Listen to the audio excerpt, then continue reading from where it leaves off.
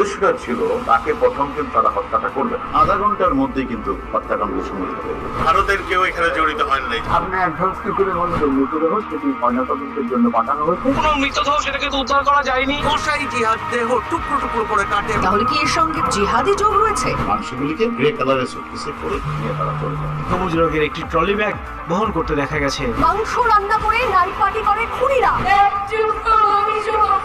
এরকম গোজামিল দিয়ে চলছে ঝিনাইদহ 4 আসনের এমপি আনোয়ারুল আজিম আনারের হত্যাকাণ্ডের মিডিয়া ট্রায়াল।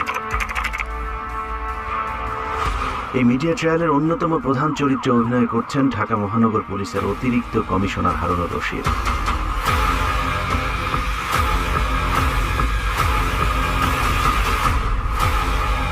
যদি ভুল না করে থাকে তাহলে আনোয়ারুল আজিম আনারের হত্যাকাণ্ডের পর থেকে গেল কয়েকদিনে গোয়েন্দা প্রধান হারুনুর রশিদ কম বেশি প্রায় 3 ডজন টক শোতে অংশ নিয়েছেন।